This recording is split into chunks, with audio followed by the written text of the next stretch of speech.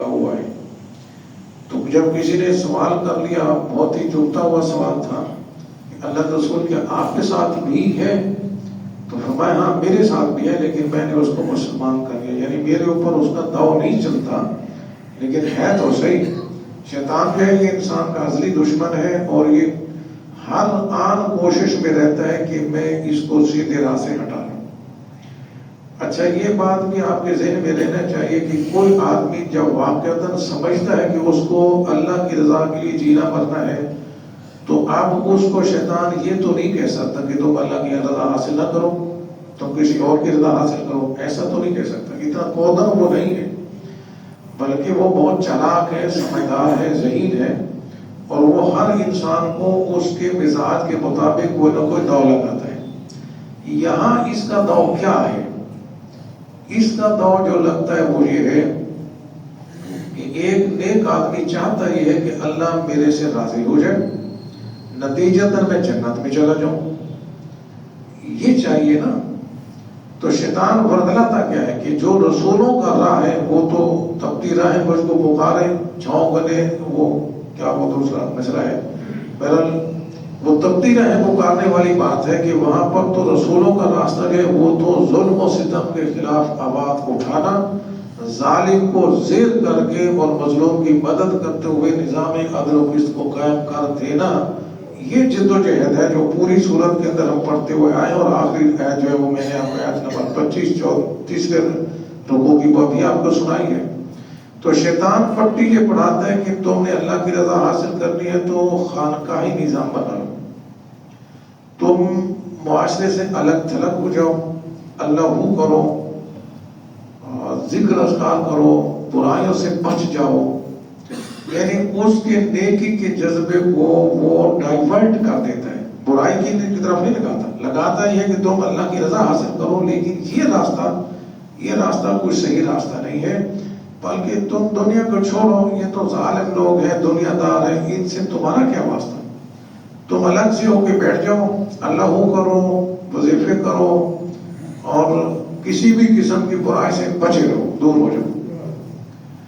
اچھا، حدیث مبارک کے اندر ایک حدیث ایسی بھی ہے،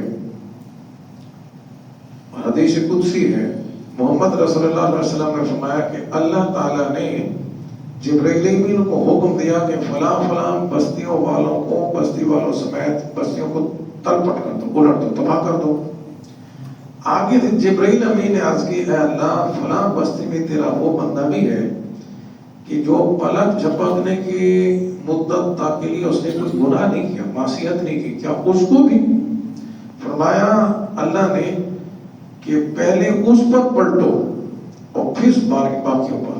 اس لیے کو ایسا بے غیرت ہے کہ اللہ کے احکامات کی دھجی بکھر رہی ہے، ظلم و ستم کا بازار گرم ہے، لیکن وہ اپنا اللہ میں لگا ہوا ہے. آپ دیکھیے نا کہ اگر کسی کو ماں کی کوئی گالی دے تو اس کا خون کھولے، اور اللہ کے احکامات روندے جا رہے ہیں، اس کو کوئی پرواہ نہ ہو، وہ اپنی نیکی کے اندر لگا ہوا ہو. یہ نیکی کا تصور قرآن کا نہیں ہے، اور یہ نیکی کا تصور کسی نبی رسول کا نہیں تھا. ابھی تمام رسولوں کے حوالے سے ہم نے جو بات پڑھی وہ یہی ہے کہ ہمیں تمام رسولوں کو بھیجا ہی اس لیے تھا کہ وہ عدل و قسط کا نظام قائم کریں، اور اسی مقصد کے لیے ہم نے لوہا نازل کیا جس کے اندر جنگ کی بڑی صلاحیت ہے. شیطان یہ پٹی بڑھاتا ہے. لہذا یہ جو اگلی 4 آیات ہیں آخری رکوع کی، یہ اس بات کے لیے تنبیہ کے طور پر آئی ہے کہ اے مسلمانوں دیکھو تم کہیں ایسا نہ کرنا. بہرحال یہ ایک حقیقت ہے کہ مسلمان بھی اس طرف چلے گئے. آج کل عام طور پر یہ ذہن میں آتا ہے کہ اگر کوئی لوگ مذہبی ہوں اور ساتھ کوئی سیاست کی بات کرے تو لوگوں کے ذہن میں پھٹ آتا ہے کہ یہ مولویوں کو سیاست سے کیا واسطہ ہے، یہ تو مولوی ہیں، ان کو تو اللہ کرنا چاہیے، یہ ادھر اس دنیا داری کی بات یہ کیوں کرتے ہیں. حالانکہ تمام انبیاء جو وہ سیاسی ہی ہوتے تھے، سیاست ہی تھی. یعنی اس دنیا کے اندر کیسے زندگی گزارنی ہے یہی دین ہے. وہ اللہ تعالیٰ نے نظام عدل و قسط دیا ہی اس لیے ہے. سورہ شورى کے اندر یہ بات آئی ہے کہ اللہ کے رسول سے کہا گیا کہ آپ ان سے کہہ دیجئے کہ امرت لأعدل بینکم، کہ مجھے تو حکم ہوا ہے کہ میں تمہارے درمیان عدل قائم کروں. میں صرف واعظ اور اس طرح کا نہیں ہوں بلکہ عدل و قسط قائم کرنے والے ہوں۔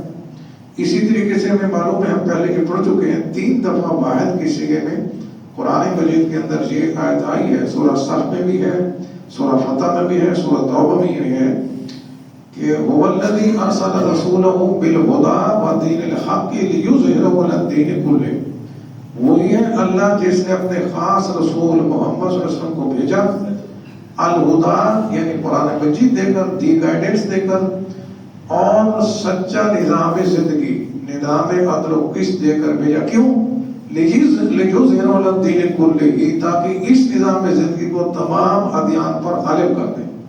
یہ دین غالب ہونے کے لیے آیا ہے، یہ مغلوب ہونے کے لیے نہیں آیا۔ مغلوب ہو جائے تو دین رہتا ہی نہیں ہے، وہ مذہب بن جاتا ہے، وہ پوجا پاٹ کا ہے، صرف وہ معاملہ رہ جاتا ہے۔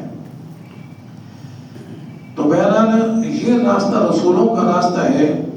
اب یہ جو اندیشہ تھا، جو خدشہ تھا کہ بھئی کہیں امت ادھر چلی نہ جائے، تو اس کے لیے یہ 4 آیات یہاں اس صورت کے اندر آئی، اور اس میں فرمایا وَلَقَدْ أَرْسَلْنَا نُوحًا وَإِبْرَاهِيمَ، تاکہ ہم نے بھیجا نوح علیہ السلام اور ابراہیم علیہ السلام کو، وَجَعَلْنَا فِي ذُرِّيَّتِهِمُ النُّبُوَّةَ وَالْكِتَابَ فَمِنْهُم مُهْتَدٍ وَكَثِيرٌ مِّنْهُمْ فَاسِقُونَ، اور ہم نے انہی دو کی اولاد میں نبوت اور کتاب رکھ دی۔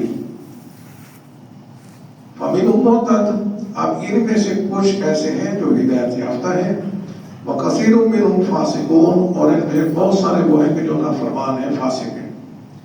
ویسے آپ دیکھیں کہ ہم سارے نبیوں کی اولاد ہیں۔ پہلا انسان آدم نبی تھے، تو اب ان کی آنے والی جتنی بھی نسل ہے تو نبی کی اولاد سے آ رہی ہے نا۔ اور پھر آدم ثانی ہے نوح علیہ السلام، کہ نوح علیہ السلام جب تشریف لائے تو باقی پوری انسانیت کو غرق کر دیا گیا، صرف نوح علیہ السلام اور ان کے بیٹے اور ان کی جو بھی خواتین تھی وہ، اور کچھ جو ہے ملازم لوگ جن کی آگے نسل نہیں چلی، وہ بچ گئے تھے۔ کہ آگے نسل جو چلی ہے پوری انسانیت اس پر جو موجود ہے وہ نوح علیہ السلام کی نسل سے، اور نوح علیہ السلام رسول تھے، تو نبیوں رسولوں کی اولاد ہیں سارے کے سارے۔ بہرحال یہ بات ایک خاص ہے جو یہاں پر آئی ہے کہ نوح علیہ السلام کی نسل سے نبی آئے، یہ تو بات بالکل صحیح ہے، سمجھ میں آتی ہے کہ پہلے جتنے بھی انسان تھے ختم ہو گئے۔ اب نوح علیہ السلام کے 3 بیٹے بچے تھے جن کی آگے نسل چلی ہے، سام، حام اور یافس۔ تو یہ سامی جو لوگ تھے وہ عرب کی طرف ادھر آ کے آباد ہو گئے تھے، یہ سامی نسل میں آگے ابراہیم علیہ السلام بھی آئے ہیں۔ تو باقی دونوں ان کے بیٹے، ان کی نسلیں مختلف اور علاقوں میں پھیلی تھی، ان کے اندر بھی نبی رسول آتے رہے، لیکن جب اللہ تعالیٰ نے ابراہیم علیہ السلام کو مبعوث کر دیا، اس کے بعد قرآن کا یہ کہنا ہے کہ ان کی نسل سے رسالت نبوت رہی، باقی کہیں اور نہیں رہی۔ اس کے بعد سے پھر انہی کی نسل سے آئی۔ ان کی نسل کہاں پھیلی یہ ہم نہیں جانتے، وہ تو بہت جگہ پر پھیل گئی، یہاں تک کہ ہندوستان کے اندر بھی یہ برہمن یا یہ برہما و یہ ابراہیمی سے وہ لفظ نکلا ہوا ہے، تو ادھر بھی ان کی کوئی صحیفے آئے ہیں اور ان کی نسل سے کچھ لوگ ادھر آئے ہیں، لیکن ان کی نسل میں جو نبوت آئی